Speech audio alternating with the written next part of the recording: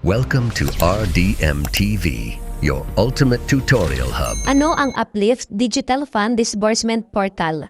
Paano mag-register dito? Legit ba to? Ito ang pag-uusapan natin sa videong ito. Sa mga nagtatanong kung legit ba ang link na to, yes po, legit na legit po ito para sa mga kwalipikado sa Group 2.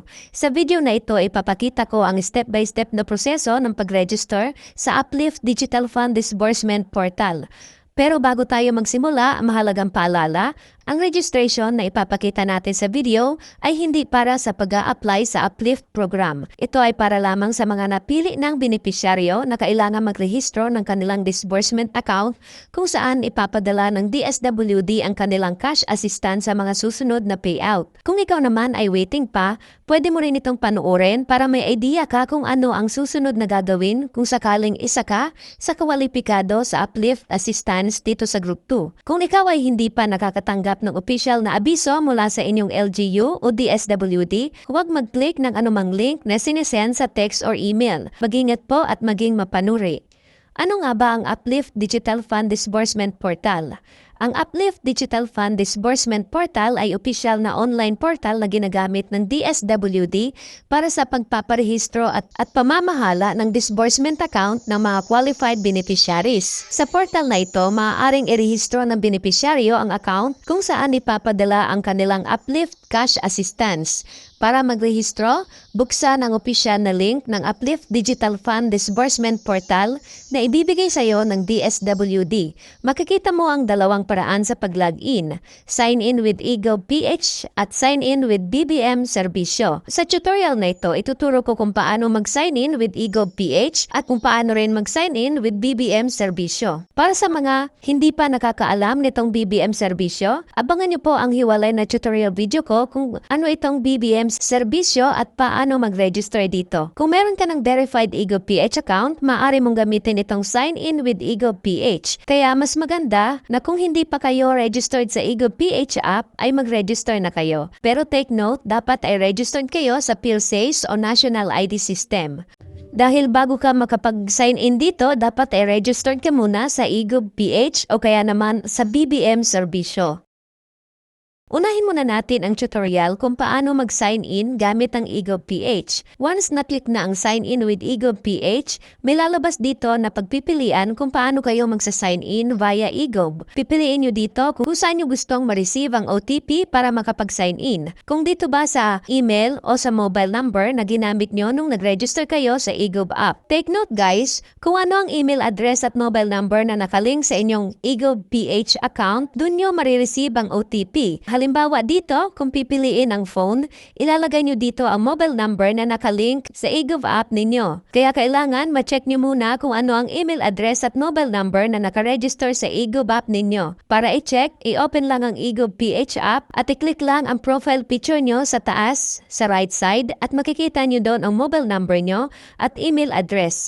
Once na malagay na dito ang mobile number or email address, itap na ang continue. Then, antayin na dumating ang OTP. Kung phone ang pinili, doon nyo marireceive ang OTP sa text message sa inyo. At kung email naman ang pinili, doon nyo makukuha ang OTP sa inbox ng email ad ninyo.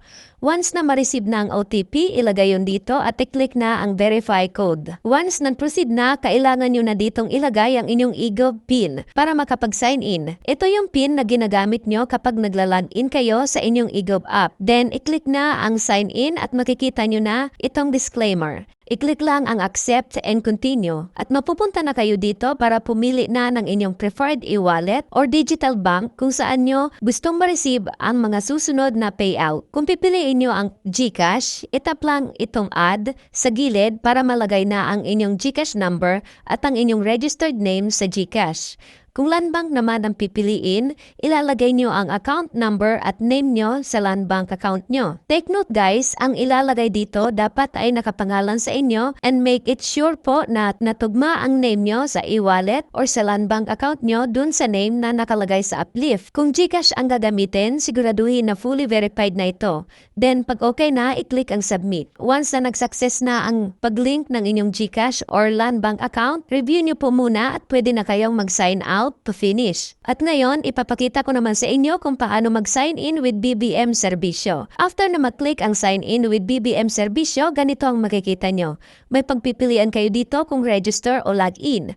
Kung sakaling enrolled na kayo dito sa BBM Serbisyo, itong login ang pipiliin nyo. Pero kung new user kayo and not yet enrolled, you may register first using your PhilSys or national ID details. Kung register ang pipiliin nyo, ilalagay nyo dito ang inyong first name, middle name, last name at birthday. Then i-click ang register. Then dito pipili ka kung saan mo gustong ma-receive ang OTP. Take note guys, dapat ang ilalagay mo dito iyong email ad or mobile number na ginamit mo sa BBM Serbisyo o sa iyong PhilSys record. Then pag nalagay na, itap ang continue, then ilagay ang OTP dito at i-click ang verify code. Then mapupunta na dito. Kailangan yung gawin dito ang liveness check para i-verify kung kayo ba talaga ang nagre-register. Take note guys, bago i-click ang start liveness, dapat ay tanggalin muna ang anumang harang sa ulo, like sombrero, belo, salamin sa mata at iba pa. At dapat nasa maliwanag na lugar. Sundan lang po ang on-screen instructions, then itap na ang start liveness kung ready na. Once completed na ang liveness verification, mapupunta na kayo dito para pumili ng inyong preferred e-wallet or bank kung saan nyo gustong ma-receive ang mga susunod na payout. Kung alin ang mapipili nyo dyan, i-click lang ang add, then ilagay ang details ng inyong account, then submit. At pwede nang mag-sign out once successful na ang pag-link ng disbursement account. Mahalagang paalala, mag-register lamang kung ikaw ay nakatanggap ng official na abiso mula sa DSWD. Huwag ibigay ang iyong OTP o password sa ibang tao. Siguraduhin ang website na iyong ginagamit ay .gov.ph bago maglagay ng personal na impormasyon. Huwag magbayad sa sinumang nangangakong mapapabilis ang iyong registration. Kung nakatulong ang video na ito sa iyo, huwag kalimutang i-like, i-share at mag-subscribe para sa iba pang mga update tungkol sa Uplift program at iba pang informative videos na katulad nito. Thank you!